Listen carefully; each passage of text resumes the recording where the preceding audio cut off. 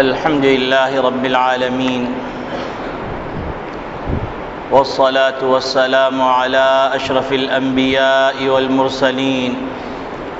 وخاتم النبيين محمد وعلى آله وصحبه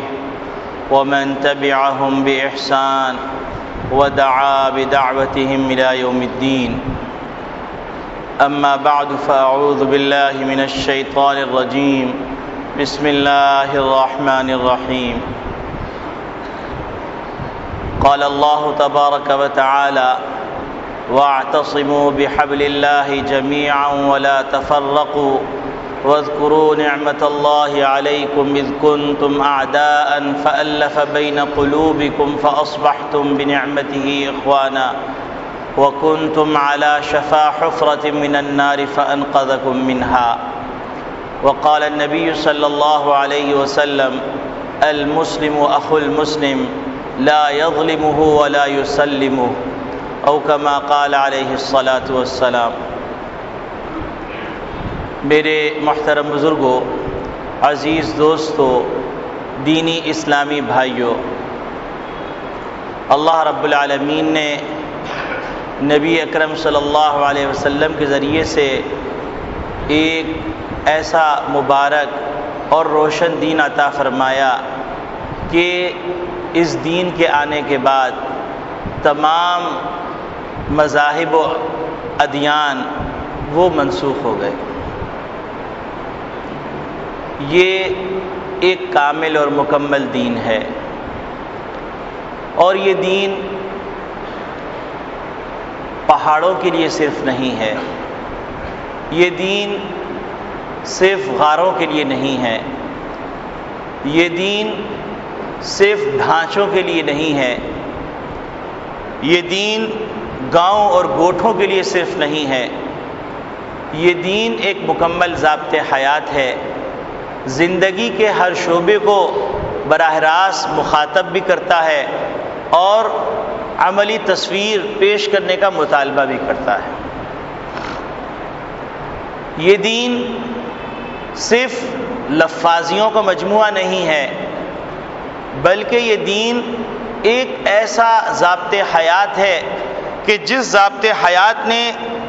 دنیا کے ہر زمانے کے اندر اعلیٰ سے اعلیٰ دماغ کو، اعلیٰ سے اعلیٰ ذہنوں کو نہ صرف اپنے طرف متوجہ کیا بلکہ متاثر کیا، اور یہاں تک بھی ہوا کہ ان متاثر کنین کو اپنے قدموں میں لا کے ڈال دیا. یہ وہ دین ہے. اور یہ بھی اٹل حقیقت ہے کہ اس کائنات کے بنانے والے اللہ رب العالمین، اور یہ بھی اٹل حقیقت ہے کہ اللہ رب العالمین نے اس کائنات کو بنانے کے بعد اس کائنات کو بے ربط نہیں چھوڑ دیا. اللہ رب العالمین نے آسمان کا سلسلہ زمین سے جوڑ دیا انبیاء علیہ السلام کے توسط سے. اور خالق کیا چاہ رہا ہے؟ اپنے بندوں سے وہ وقتاً فوقتاً رشد و ہدایت کے پیغامات دیتا رہا، اور پھر یہ سلسلہ خاتم النبیین صلی اللہ علیہ وسلم پر آ کر مکمل ہو گیا. تو اس کائنات میں وہی بات سودمند ہو سکتی ہے، وہی بات باعث اطمینان ہو سکتی ہے جو اس کائنات کے بنانے والے نے اس کائنات کو چلانے کے لیے مقرر فرمائی. دنیا کے اندر کوئی آدمی کوئی چیز ایجاد کرتا ہے تو اس کے استعمال کا طریقہ وہ جس طرح بتلاتا ہے اس طرح استعمال کی جائے وہ چیز تو مفید، اور اس طرح استعمال نہ کی جائے تو نقصان دہ. یہ ایک عام فہم بات ہے، اس کو مسلمان غیر مسلمان سبھی تسلیم کرتے ہیں. تو جب سب تسلیم کرتے ہیں اور ایک دنیا کا بڑا طبقہ ہے وہ نبوت کا تو انکار کیا کرتا ہے، نبی کا تو انکار کرتا ہے، لیکن اس بات کا وہ معترف ہے سوائے چند گروہوں کے اس کائنات کا کوئی خالق ہے. تو جب یہ بات بھی متفقہ ہے کہ اس کائنات کا خالق ہے اور خالق نے اس کائنات کو بے مصرف پیدا نہیں کیا اور اس کائنات کو چلانے کے ضابطے بیان بغیر کیے اس کائنات کو نہیں بنایا، تو ظاہر سی بات ہے کہ اس کائنات کے اندر وہی بات سود مند ہوگی جو خالق کائنات بیان فرمائیں، اور اس کائنات کا بگاڑ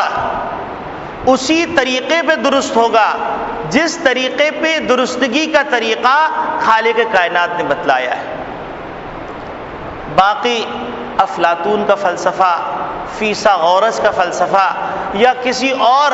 بڑی شخصیت کا فلسفہ، وہ فلسفے کی حد تک تو معتبر ہوگا، لیکن حقیقت کے اندر 100% کامیابی کا ذریعہ نہیں ہو سکتا، حقیقت کے اندر وہ بات سود مند نہیں ہو سکتی۔ یہ بات دوسرے نمبر پہ آتی۔ تیسری بات جو عرض کرنی ہے وہ بات یہ عرض کرنی ہے کہ اقوام و ملل کی تاریخ کا جو بھی مطالعہ کرتا ہے، دنیا میں بسنے والے لوگوں کی تاریخ کا، ان کی معاشرت کا، ان کے تمدن کا، ان کے اخلاق کا، ان کی تہذیب و ثقافت کا جو بھی مطالعہ کرتا ہے، وہ یہ بات جانتا ہے کہ سوسائٹی ریل کی ہڈی رکھتی ہے۔ اگر صالح سوسائٹی ہے تو وہ صالح افراد فراہم کرے گی، لیکن اگر صالح سوسائٹی نہیں ہے، اس کے اندر خوش آمدی کے جذبات ہیں، اس کے اندر خود غرضی کے جذبات ہیں، اس کے اندر مفاد پرستی کے جذبات ہیں، اس کے اندر بے جا طرفداری کے جذبات ہیں، اس کے اندر بے حیائی ہے، اس کے اندر بے غیرتی ہے، اس کے اندر اخلاقی اقدار نہیں ہے، اس کے اندر ہوس پرستی ہے، اس کے اندر مال کا کمانے کا انتہائی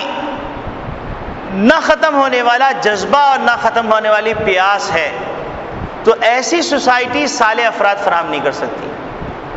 اور ایسی سوسائٹی کے باقی رہنے کی گارنٹی بھی نہیں دی جا سکتی۔ اب آپ کہیں گے کہ مولوی صاحب آج آپ نے کیسی باتیں شروع کر دی، لیکن یہ حالات متقاضی ہیں کہ اس بات کو کیا جائے۔ حب الوطنی کا تقاضا بھی یہ ہے اور حب ایمان کا تقاضا بھی یہ ہے۔ اور پھر ایسے موقع پر ایک ایسے شخص سے جو صرف اسلامیات کا طالب علم ہو، جو فقہ کا طالب علم ہو، جو حدیث کا طالب علم ہو، جو سیرت کا طالب علم ہو، جو تاریخ انسانی کا طالب علم ہو، جو اخلاقیات کا طالب علم ہو، اور جس کا مقصد کوئی سیاسی مقاصد نہ ہو، تو اس کے منہ سے نکلی ہوئی بات سوائے ہمدردی کے اور کچھ نہیں سمجھنی چاہیے۔ صرف اس پیمانے کو سامنے رکھ کر اس بات کو سننا چاہیے اور فراخ دلی کے ساتھ اس بات کو سن کر تسلیم کرنا چاہیے، اس پہ غور کرنا چاہیے کہ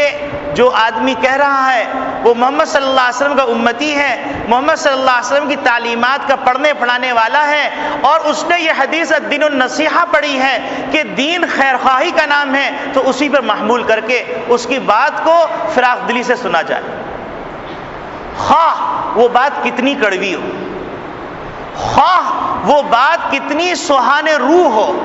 خواہ وہ بات کتنی تکلیف دہ ہو، لیکن اگر ہمدردی سے کہی جائے اور ہمدردی کی نیت سے کہی جائے اور قوم کی فلاح بہبود کے لیے کی جائے، ملک کی بقا کے لیے کی جائے، حب الوطنی کی بنیاد پہ کی جائے، تو اس پہ کان دھرنا ضروری۔ تو جو بات میں کہے جانے والا ہوں وہ بات کیا ہے؟ وہ بات یہ ہے کہ سوسائٹی کا بگاڑ یہ پورے معاشرے کو تباہ کر دیتا ہے، ملکوں کو تباہ کر دیتا ہے، قوموں کو تباہ کر دیتا ہے، اور ملکوں کو، قوموں کو قصے پارینہ بنا دیتا ہے، ان قوموں کے نام تاریخ کے اوراق میں تو دیکھے جا سکتے ہیں، لیکن حقیقت سے اس کا تعلق نہیں ہوتا، حقیقت کی زندگی سے اس کا تعلق نہیں ہوتا۔ میں آپ کے سامنے چند مثالیں پیش کرتا ہوں۔ دیکھیے، ایک زمانہ تھا دنیا میں دو سپر پاور تھے،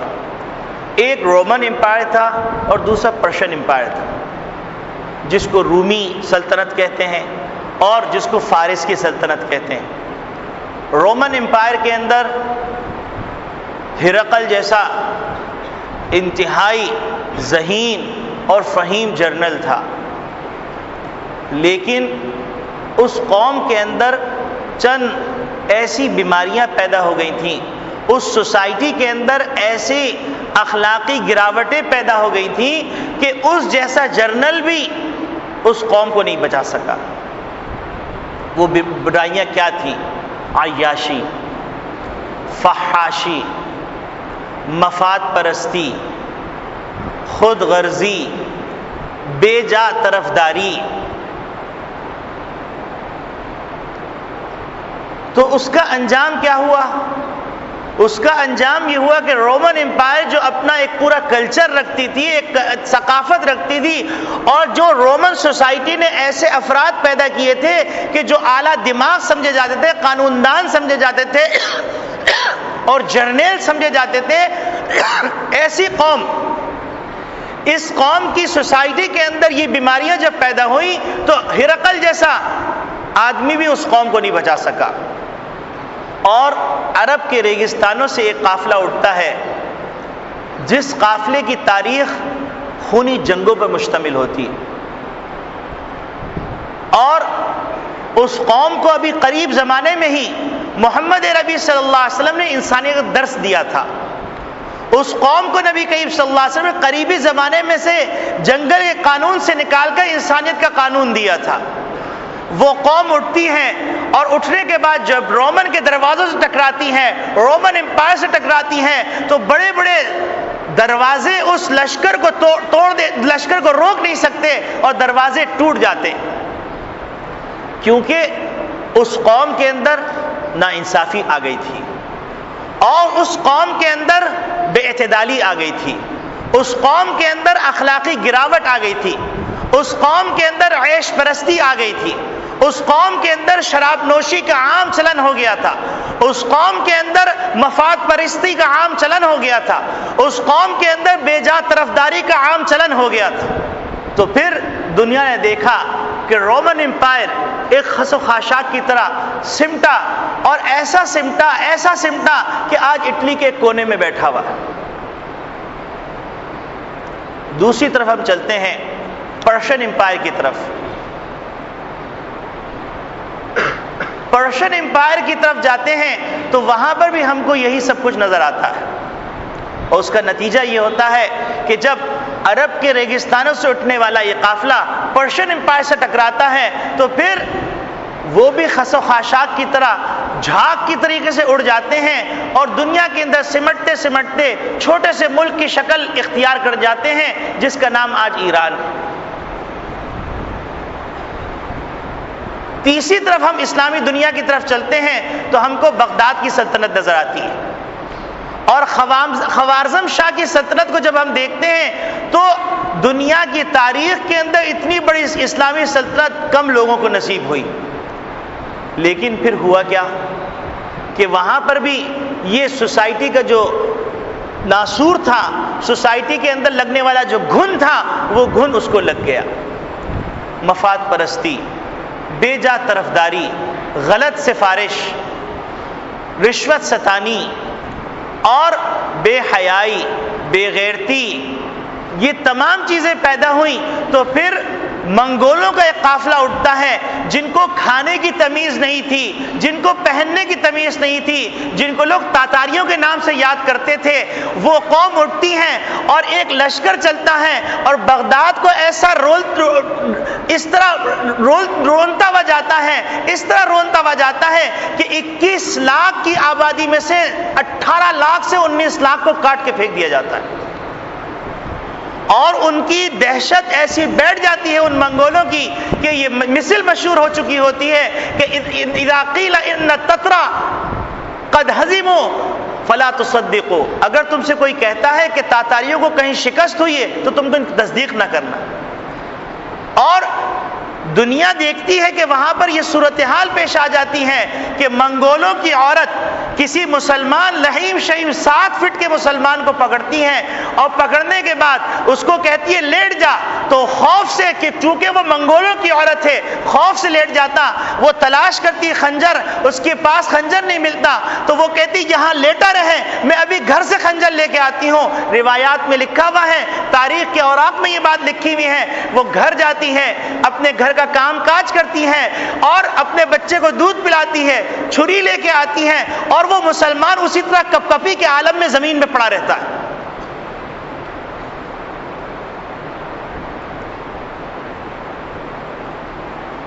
تو میرے عزیز دوستو بھائیو، اگر درخت کی جڑ کے اندر کیڑا لگ جائے تو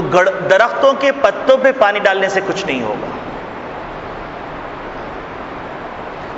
معاشرے کی جو ریڑھ کی ہڈی ہے سوسائٹی کے اندر اگر گھن لگ جائے تو سوسائٹی کی باقی روب داب اور ظاہری عیش پرستی، ظاہری گاڑیوں کے زور و شور اور ظاہری نوش و نما یہ کوئی حیثیت نہیں رکھتی۔ اقوام ملل کی تاریخ اس پہ گواہ ہے، اور بارہا اس کا مشاہدہ ہوتا رہا ہے۔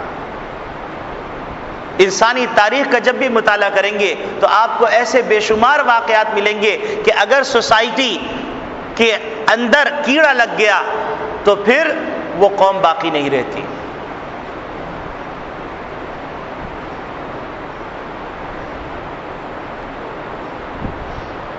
قوم کے اندر وہ کون سی بیماریاں ہوتی ہیں جو قوم کو تباہ کر دیتی ہیں، اور پاکستان کے اندر وہ کون سی بیماریاں ہیں جو اتنے عظیم مملکت کو، اتنی حسین مملکت کو، اتنی صلاحیتوں والے معدنیات سے لبریز مملکت کو نقصان پہنچا رہی ہیں۔ تو جب ہم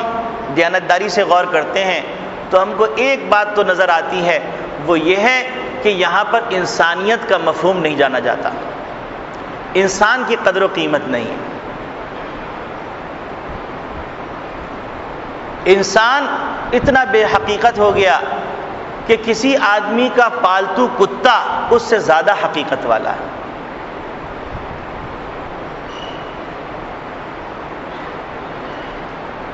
اور موبائل کے اوپر انسان کا قتل، 1000 روپے پہ انسان کا قتل،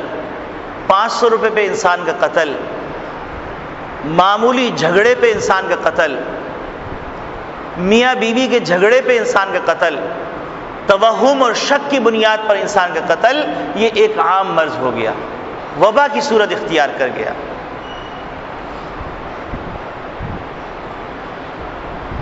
جبکہ محمد ربی صلی اللہ علیہ وسلم کو دیکھیے کہ محمد ربی صلی اللہ علیہ وسلم جو کلام مجید لے کے آئے تو انہوں نے انسانیت کا مقام یاد دلایا، اور انسان کو درجہ بدرجہ اتنے بلند مقام پر بٹھا دیا کہ اس سے بلند مقام کا تصور نہیں کیا جا سکتا، اور اسی کے نام پر حاصل کیے ہوئے ملک کے اندر انسانیت کی ایسی تذلیل۔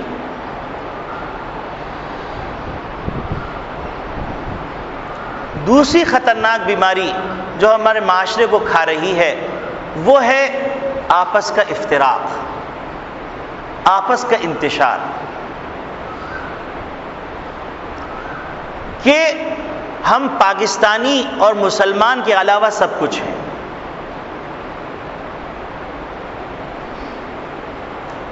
نہ ہمیں مسلمان ہونے پہ فخر ہے، نہ ہمیں پاکستانی ہونے پہ فخر ہے۔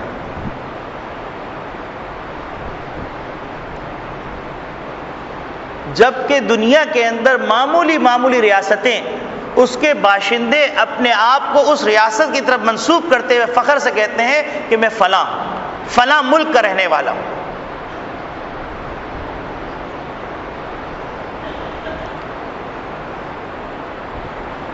اور ہم کو پاکستان کے اندر پاکستانی تلاش کرنا پڑتا ہے۔ یہاں پر بریلوی بھی ملے گا، دیوبندی بھی ملے گا، وہابی بھی ملے گا، یہاں پر سندھی بھی ملے گا، بلوچی بھی ملے گا، پٹھان بھی ملے گا، مہاجر بھی ملے گا، اور نہ معلوم پتہ نہیں کون سی چھوٹی چھوٹی ذاتوں کے اندر بھی انسان ملیں گے، لیکن مسلمان نہیں ملے گا، پاکستانی نہیں ملے گا۔ مجھے معذرت کے ساتھ مجھے معاف رکھیے، لیکن یہ غور کرنے والی بات ہے۔ وہ کون سے عوامل ہیں جس عوامل نے 63 سال میں وہ قوم جو 1947 سے پہلے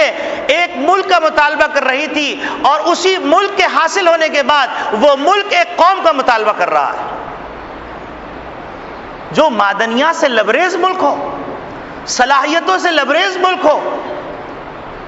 جس میں اعلیٰ دماغ ہو، جس کے زمین کے اندر اللہ نے وہ خزانے رکھے ہوں جو شاذ و نادر بہت سے ملکوں کو بیک وقت ملتے ہوں، جس ملک کے اندر اللہ رب العالمین نے 4 موسموں کی نعمتیں عطا فرمائی ہوں، تمام قسم کے پھل عطا فرمایا، وہ کون سے عوامل ہیں جس نے ہم کو ناشکرہ بنا دیا؟ ہم کو پاکستان کی آزادی پہ شکر نہیں، پاکستانی ہونے پہ فخر نہیں۔ تو یہاں کی جو خطرناک ترین بیماری دوسری نظر آ رہی ہے وہ عصبیت، قومیت ہے، گروہیت ہے، اور اس وقت ملک کو اتفاق کی ضرورت ہے، فکری اتفاق کی بھی ضرورت ہے، تمام مسائل کا ایک نقطے پہ اتفاق ہونا اور تمام مفکرین کا، تمام مکاتب فکر کا اس ملک کے مسائل کے حقیقی حل کے لیے متفق ہونا ضروری اور اس کا تعین کرنا ضروری۔ یہ وقت ہے کہ اس وقت کے اندر ہم کو طے کرنا پڑے گا کہ ہم کو مسلمان بن کے جینا ہے یا کافر بن کے جینا ہے۔ یہ وقت ہے ہم کو سوچنا پڑے گا کہ ہم پاکستانی ہیں یا کوئی اور ہیں، ہم کو طے کرنا پڑے گا۔ یہ وقت بحثوں کا نہیں، نظریاتی دلائلوں کا وقت نہیں،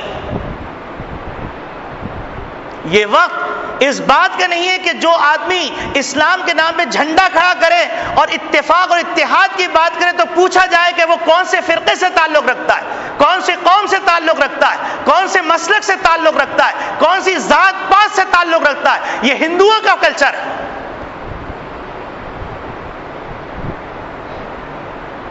اس وقت ضرورت اس بات کی ہے کہ سر جوڑ کے بیٹھا جائے، اور نبی کریم صلی اللہ علیہ وسلم نے جو بات فرمائی تھی الکفر ملت واحدہ، کہ کفر ایک ملت ہے، تو پاکستان کے سلسلے میں کیونکہ میں پورے عقیدے کے ساتھ کہہ رہا ہوں، پورے اطمینان کے ساتھ کہہ رہا ہوں، پورے اعتماد کے ساتھ کہہ رہا ہوں کہ پاکستان کی حیثیت 57 اسلامی ممالک کے سامنے ایک دل کی حیثیت ہے، اور انسان کے وجود سے اگر دل کو ختم کر دیا جائے تو انسان کا وجود کسی کام کا نہیں رہتا۔ تو میں یہ سمجھتا ہوں کہ حرمین شریفین کی حفاظت بھی، بیت المقدس کی آزادی بھی، اور تمام بلاد اسلامیہ کے اندر اسلام کی بقا بھی پاکستان کی بقا سے وابستہ ہے۔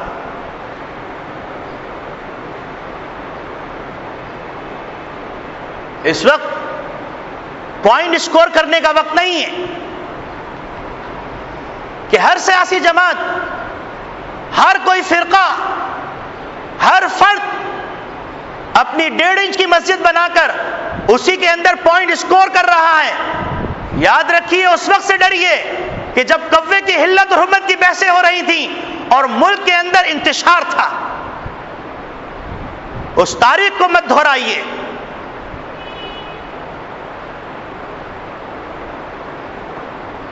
اس وقت ضرورت اس بات کی ہے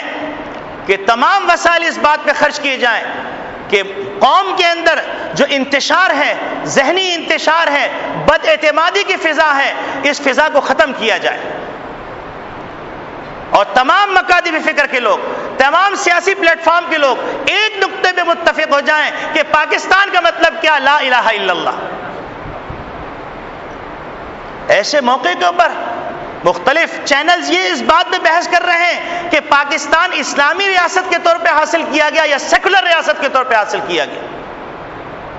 یہ وقت ہے ان بحثوں کا، جبکہ آپ کے گھر کے اندر دشمن کام کر رہا ہے، جو کھل کے اعلان کر رہا ہے، ملک کو نقصان پہنچانے کا عزائم لے کے آیا ہوا ہے۔ ایسے چینلوں کی نگرانی کی جائے، ان کو لگام دی جائے جو قوم کو یکسانیت سے دور کر رہے ہیں، قومی افکار کو توڑ رہے ہیں، قوم کے حوصلوں کو توڑ رہے ہیں۔ یہ وقت ہے اس بات کا کہ ہم تمام قسموں کے لوگ متحد ہو جائیں۔ یہ وقت ہے اس بات کا کہ جس طریقے سے 28 مئی 1998 کے اندر پوری قوم کی ایک ہی زبان تھی، اور جو لوگ یہ کہتے تھے کہ پاکستان ایٹمی دھماکہ نہ کرے تو لوگ اس کو نکو بنا دیا کرتے تھے، اسی جذبے کی ضرورت ہے کہ ہر شخص کے منہ پہ ہو کہ پاکستان کے وجود کے لیے اتفاق کی ضرورت ہے۔ بھائی یہ ہمارے گھر کے مسئلے ہیں، گھر میں امن ہونے کے بعد میں نمٹا لیں گے۔ اس وقت اس جذبے کی ضرورت ہے جس جذبے کی بنیاد پر جب رومن امپائر نے حضرت معاویہ رضی اللہ تعالیٰ عنہ کے پاس پیغام بھیجا کہ علی سے تمہاری لڑائی ہو گئی رضی اللہ تعالیٰ عنہ سے، تم ہم سے مل جاؤ، ہمارے بلاک پہ آ جاؤ، حضرت معاویہ رضی اللہ تعالیٰ نے فرمایا کہ اے رومی کتے، اگر تو نے مدینے کی طرف میلی آنکھ اٹھا کے دیکھی تو علی کے ہراول دستے کا پہلا ممبر معاویہ ہوگا۔ اس جذبے کی ضرورت ہے۔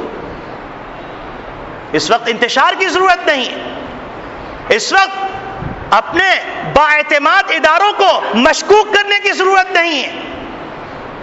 دنیا کے اندر ذلیل و رسوا کروانے کی ضرورت نہیں ہے۔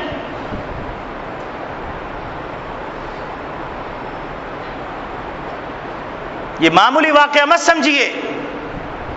میرا عقیدہ ہے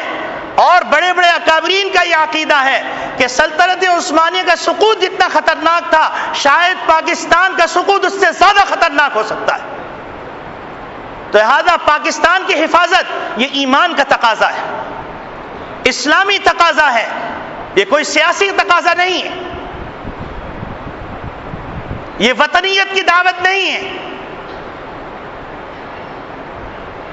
اللہ رب العالمین نے اگر پاکستان کو عالم اسلام کی ذمہ داری عطا کی ہے تو پھر اس کی حفاظت کی ذمہ داری اس ملک میں بسنے والے ہر فرد کی۔ اس وقت ضرورت اس بات کی ہے کہ مفکرین سر جوڑ کے بیٹھیں، اسکالر سر جوڑ کے بیٹھیں، اور میڈیا کے لیے بھی ایک اخلاقی پیمانہ مقرر کیا جائے، اور یہ طے کیا جائے کہ قوم کے ذہن کو کس دھارے پہ لے کے جانا ہے، قوم کے اندر کن کن جگہوں پہ اعتماد کی ضرورت ہے۔ پاکستان کے جو قابل اعتماد ادارے ہیں، ان اداروں کو اگر آپ کو کوئی اعتراض ہے تو میڈیا میں لا کے ان کو ذلیل و رسوا مت کیجیے، اندرون خانہ گھر کے معاملات کو نمٹائیے، قوم کے حوصلوں کو پست مت کیجیے۔ اس وقت ساری دنیا متفق ہو چکی ہے پاکستان کو نقصان پہنچانے کے لیے، تو ایسے وقت میں قوم کے اندر انتشار پیدا کرنا، ایسے وقت کے اندر قوم کے افکار کو پراگندہ کر دینا، یہ کون سی حب الوطنی، کون سی یہ دین کی خدمت ہے، یہ کون سی ملک کی خدمت ہے؟ جس ملک میں بیٹھ کر تم کما رہے ہو، جس ملک میں بیٹھ کر تم عزت کی زندگی گزار رہے ہو، جس ملک کی مٹی سے کھیل رہے ہو، جس ملک کی مٹی کے اندر تم کھا رہے ہو، جس کا غلہ کھا کے تم جوان ہوئے،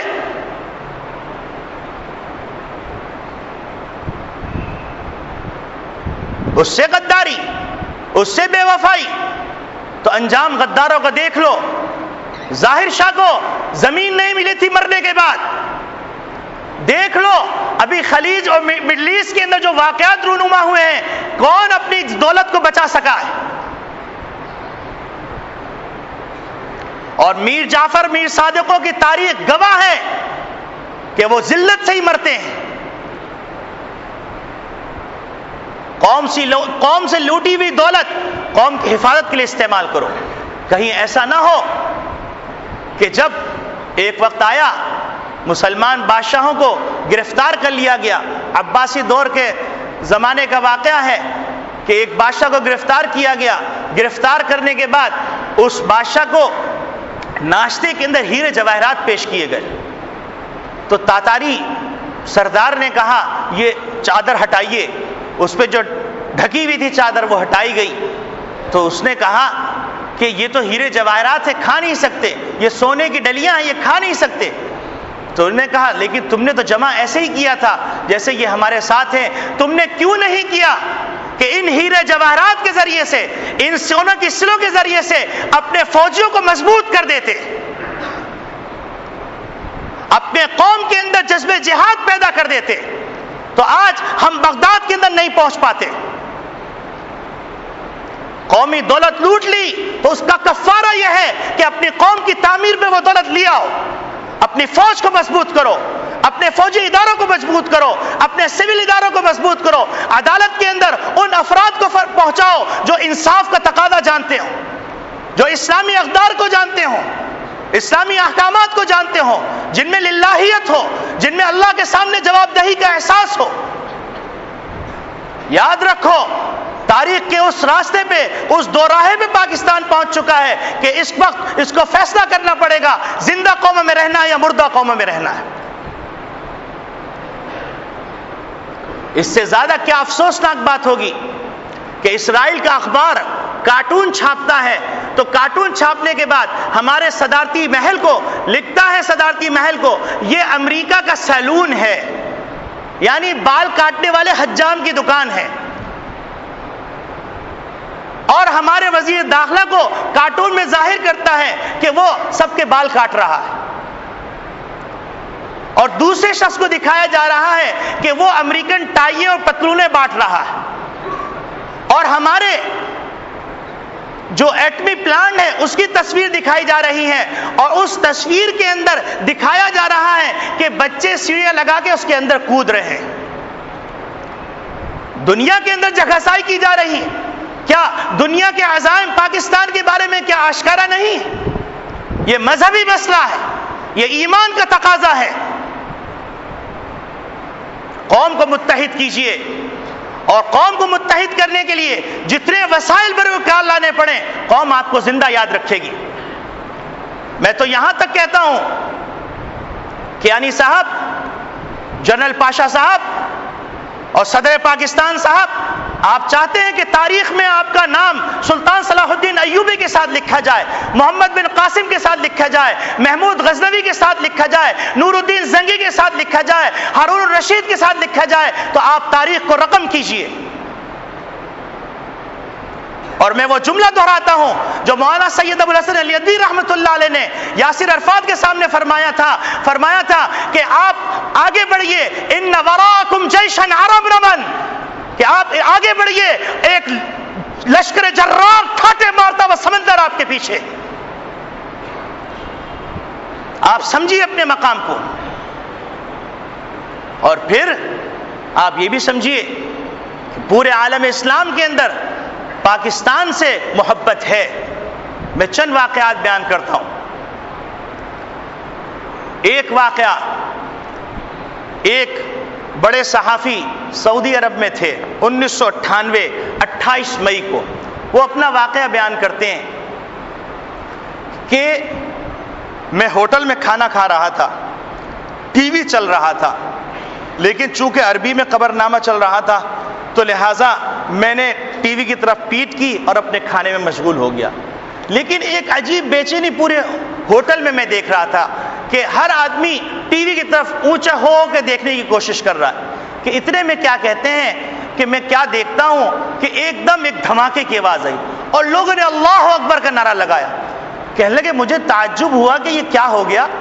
اتنے میں ایک آدمی نے مجھ سے کہا،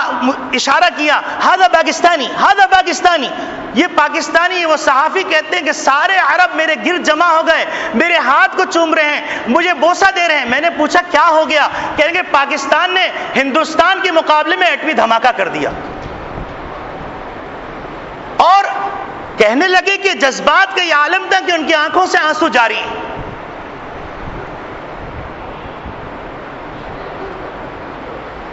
یہ ہے وہ پاکستان سے محبت، اور یہ محبت صرف لا الہ الا اللہ کے رشتے سے مضبوط ہو سکتی ہے، اس کے علاوہ کوئی رشتہ نہیں ہے. واعتصموا بحبل اللہ، کوئی قومیت نہیں ہے،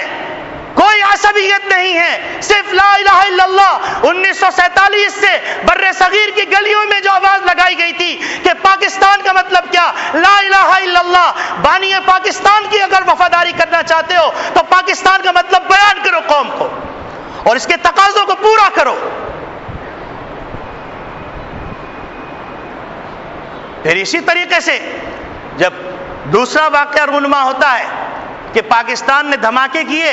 ایٹمی دھماکے کیے، تو ایٹمی دھماکے کرنے کے نتیجے کے اندر فلسطین کے اندر لوگ بتلاتے ہیں، اخبارات میں رپورٹ چھپی ہے کہ گھر میں جس کے ہاتھ میں جو چیز نکلی، جو چیز میسر آئی، اس نے ہاتھ میں لیا، اور گلیوں سے عورتیں، بچے، بوڑھے، جوان سب نعرہ تکبیر اللہ اکبر، نعرہ تکبیر اللہ اکبر، پاکستان حرہ، پاکستان حرہ آوازیں لگا رہے تھے. وہ کون سا رشتہ تھا؟ حتیٰ کہ فلسطین کے آزادی کے متوالے، جیالے، سرفروش اپنی تقریروں میں کہنے لگے کہ اسرائیلیوں سن لو، وہ وقت دور نہیں کہ پاکستان کی برکت سے ہم بیت المقدس فتح کر لیں گے. اس ذمہ داری کو سمجھیے، اس قومی تقاضے کو سمجھیے، اور عالم اسلام میں جو آپ کو اللہ نے مقام دیا اس مقام کو سمجھیے. پھر ہم تھوڑا اور آگے چلتے ہیں تو افغانستان کے اندر جب دھماکوں کی اطلاع ملتی ہے تو ایک عجیب کیفیت کا عالم ہوتا ہے کہ پوری وادیاں اللہ اکبر کی تکبیر سے گونج جاتی. پھر یہ خبر جب چچینیا پہنچتی ہے تو چچینیا کے اندر ہر کونے کے اندر پاکستان کے لیے دعائیں اور آنکھوں سے اس کے خوشی کا اظہار. صرف یہی نہیں کہ انڈونیشیا کہ جس نے 1965 کی جنگ کے اندر، وہ واحد ملک ہے انڈونیشیا جس نے پاکستان کو یہ دعوت دی تھی کہ ہمارا سارا اسلحہ آپ کے اوپر قربان. تو جب وہاں اطلاع پہنچتی ہے انڈونیشیا کے اندر تو انڈونیشیا کی گلی کوچے، کونا کونا، ہر فرد اللہ اکبر کے نعرے لگاتا ہوا نکل جاتا ہے. اور پھر آپ کو یہ بات سن کے حیرت ہوگی کہ پاکستان کا بم، دنیا نے جتنے بھی بم دھماکے کیے ہیں اور ایٹمی ٹیکنالوجی حاصل کی ہے وہ تخریب کاری کے لیے، دہشت گردی کے لیے. اور پاکستان نے جو بم بنایا ہے، میں اس کی دلیل دے رہا ہوں کہ یہ مظلوموں کا بم ہے، کیونکہ اسلام مظلوموں کا مذہب ہے. اسلام مظلوموں کے امن کا پیغام دیتا ہے. فیجی جو آسٹریلیا کے بالکل کنارے پہ ایک پٹی ہے، جب وہاں یہ اطلاع ملتی ہے، چونکہ وہ ظلم و ستم کے تحت سسک رہے تھے، ایک ایسے ملک کی سازشوں کا شکار تھے جس ملک نے پریشان کر دیا تھا، اور ایک دن پہلے اس نے دھماکے کر کے فیجی میں بسنے والے لوگوں کو مزید شزدر کر دیا تھا. تو جب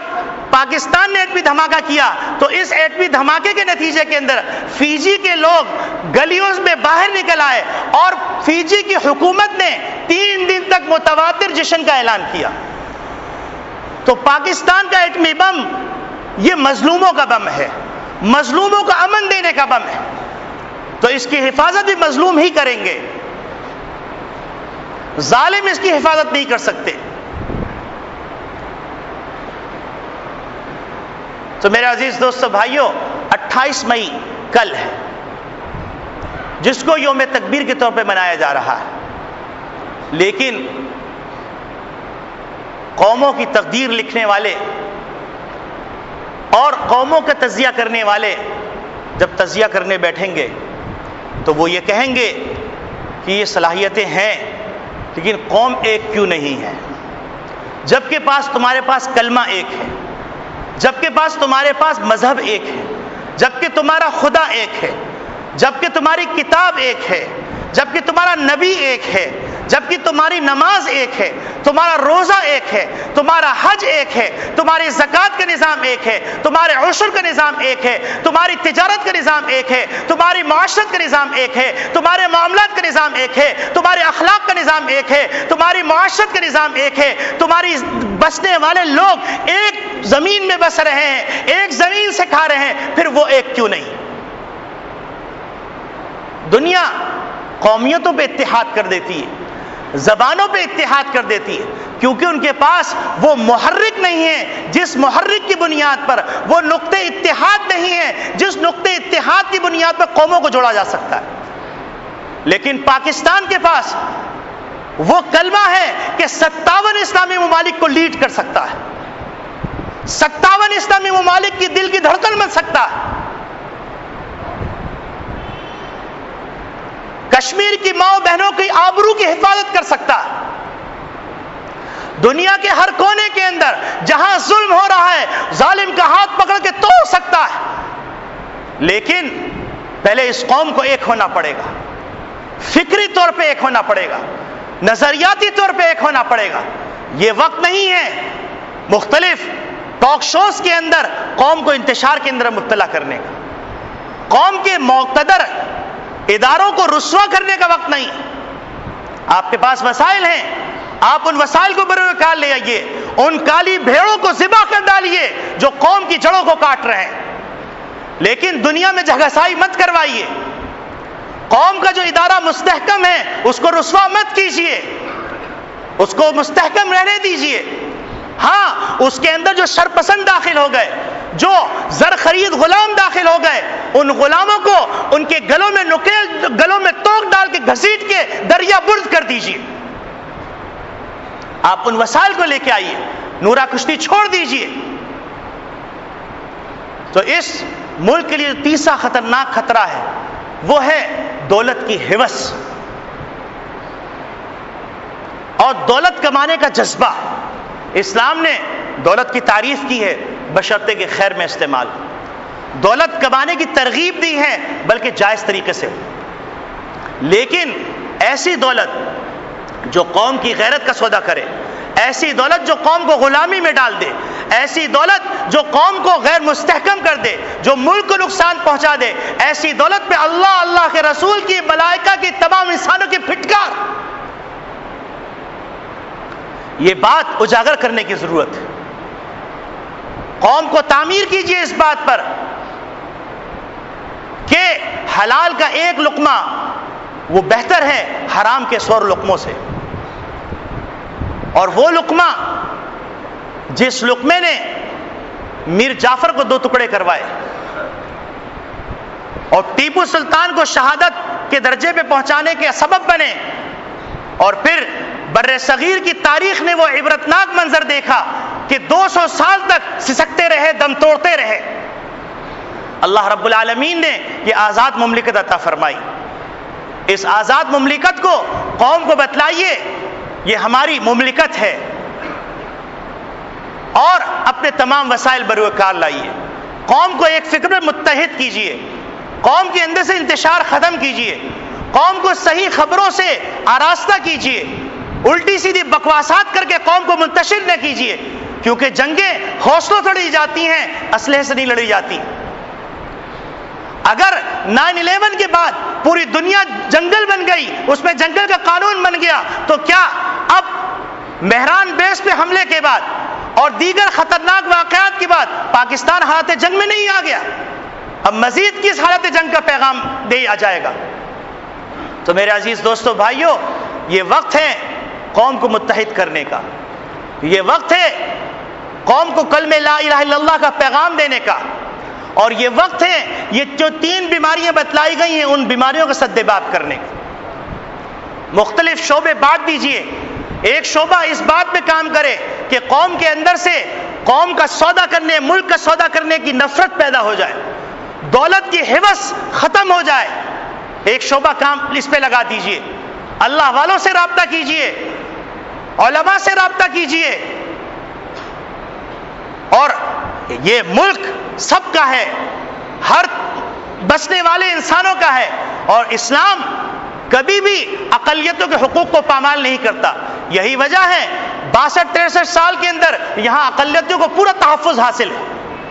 دنیا کے پروپیگنڈے کو چھوڑیے اور یہاں بسنے والوں کو باور کرائیے کہ تم یہاں بستے ہو, اس زمین پہ رہتے ہو, تو جب اس زمین پہ رہتے ہو, چاہے تم ہندو ہو, چاہے تم سکھ ہو, چاہے تم کسی دھرم کے ماننے والے ہو, لیکن تم پاکستانی ضرور ہو. اس دھرتی کی حفاظت تمہاری ذمہ داری. قوم کو ایک خطوط پہ استوار کیجیے, قوم کو تعمیر کیجیے, پراگندہ خیالات سے نکالیے, انتشار سے نکالیے, اور جنگی بنیادوں پر تمام اہم تنصیبات کی حفاظت کی تدبیر کیجیے. اور ان بحثوں میں پڑھنے کی ضرورت نہیں ہے کہ کس نے کیا کیا, اور قوم کو میڈیا میں لا کر مقتدر حلقوں کو رسوا کرنے کی ضرورت نہیں ہے. آپ کے پاس وسائل ہیں, اندرون خانہ چور کو ماریے, پیٹیے, جو کرنا ہے کیجیے. ایک صاحب کہنے لگے کہ ایک صاحب کے پاس ایک صاحب آئے اور آ کے کہنے لگے کہ آپ کا بیٹا جوا کھیلتا ہے. تو انہوں نے اس کی طرف دیکھا اور دیکھنے کے بعد کہا, بیٹا آپ یہ بتلائیے کہ آپ کیوں نہیں کھیلتے؟ تو کہنے لگے کہ اس لیے کہ میرے پاس پیسے نہیں ہیں. تو کہا اچھا جس دن تمہارے پاس پیسے آئے تو تم کھیلنا. باقی اپنے بیٹے کو اس کے سامنے کچھ نہیں کہا, اور کمرے میں لے جا کر ان کو جو اصلاح کرنی تھی وہ کر دی. تو یہ پیغام ہے کہ آپ کو جو اصلاح کرنی ہے بند کمرے میں کر دیجئے, قوم کو بیوقوف بنانے کی ضرورت نہیں ہے. اور جو مستحکم ادارے ان کو مزید مستحکم کیجئے, اور جو غیر مستحکم ادارے ہیں ان کے استحکام کی فکر کیجئے. یہ وقت بحث و مباحثے کا نہیں ہے, یہ وقت عمل کا ہے, قوم کی تعمیر کرنے کا وقت ہے, قوم کو اور مسلح افواج کو سینہ سپر کرنے کا وقت ہے, آپس میں اعتماد کی فضا قائم کرنے کا وقت ہے. ہمیں یہ نہیں کہتے کہ آپ جو ظالم ہیں, جو کالی بھیڑیں ہیں, آپ ان کے خلاف کورٹ مارشل مت کیجئے, ضرور کیجئے, لیکن ان کو رسوا مت کیجئے, ان اداروں کو رسوا مت کیجئے. اللہ رب العالمین ارشاد فرما رہے ہیں, یا ایھا الذین آمنوا اتقوا اللہ حق تقاتہ ولا تموتن الا وانتم مسلمون واعتصموا بحبل اللہ جميعا ولا تفرقوا. اے ایمان والو, اللہ کی رسی کو مضبوطی سے تھام لو اور آپس میں افتراق مت کرو. واذکروا نعمت اللہ علیکم, اس وقت کو یاد کرو کہ اللہ کی اس نعمت کو یاد کرو کہ ان کنتم اعداء, جب تم دشمن تھے, ایک دوسرے کے خون کے پیاسے تھے, اعداء فالف بین قلوبکم, اللہ نے تمہارے دلوں کو جوڑا, فاصبحتم بنعمتہ اخوانا. صرف یہ اللہ کا کلمہ ہی ہے, لا الہ الا اللہ, اللہ کا قانون ہے جس کی برکت سے قومیں جڑتی ہیں, جس کی برکت سے اوس و خزرج جو 40 سال سے ایک دوسرے خون کے پیاسے تھے, نسل در نسل خون کے ایک تھال میں کھا رہے تھے, اپنا حصہ چھوڑنے پہ تیار تھے. آپ قوم کو بتائیے, کوئی مہاجر نہیں ہے, کوئی پٹھان نہیں ہے, کوئی پنجابی نہیں ہے, کوئی ہندوستانی نہیں ہے, صرف مسلمان ہے اور پاکستانی. اور پھر دیکھیے یہاں پر کیسے کیسے سرفروش ہیں, کیسے کیسے گوہر نایاب ہیں, دنیا لرز جائے گی. اللہ رب العالمین ہمارے ملک کی حفاظت فرمائے. اور اس وقت قدم قدم پر اس بات کی ضرورت ہے کہ ہم اپنے وسائل کو بروئے کار لا کر اس آواز کو جہاں تک پہنچا سکتے ہیں پہنچائیں, اور ہمدردی سے بٹھا کر ایک ایک فرد کو سمجھائیں یہ ملک ہمارا ہے, یہ ملک اسلام کا ہے. پوری دنیا کے اندر مدینہ طیبہ کے بعد جو اسلامی ریاست ہے وہ پاکستان ہے. اب اس سے مجھے سروکار نہیں کہ اس میں آئین میں کیا سقم رہ گیا, یہ بات کے مسئلے ہیں, اس کو حل کرتے رہیے, اس کے لیے بھی کام کرتے رہیے جیسے علماء کر رہے ہیں, لیکن اس کی بنیاد پر اپنے گھر کو نہ اجاڑیے, اس کی بنیاد پر اپنے گھر کو تباہ نہ کیجیے. یہ پاکستان 57 اسلامی ممالک کا دل ہے, 57 اسلامی ممالک کے لیے قربانی دے رہا, 57 اسلامی ممالک کے خون اسی کے اندر رس رہے, ان کے زخموں کا مداوع کر رہا ہے. کمی کوتاہیاں سب اپنی جگہ پر, اللہ معاف کرنے والا ہے, لیکن قومی وحدت کی ضرورت ہے. اور اس بات پر اتفاق کی ضرورت ہے کہ قومی ایشوز کے اوپر بھانت بھانت کی بولی نہ بولی جائے. تمام لوگ, تمام دانشور بیٹھ جائیں اور قومی ایشوز ہیں کیا اس کو تعین کیجئے, اس پہ قوم کو تیار کیجئے. بھانت بھانت کی بولی بولنا چھوڑ دیجئے, ورنہ یاد رکھیے ظاہر شاہ کو بھی جگہ نہیں ملی تھی. یاد رکھیے بڑے بڑے قوم کے جو غدار تھے ان کو زمین میں جگہ نہیں ملی ہے. اللہ رب العالمین ہمارے آنکھوں سے غفلت کے پردے چاک فرما دے، ہمارے اندر ایمانی غیرت پیدا فرما، حمیت ایمانی پیدا فرما۔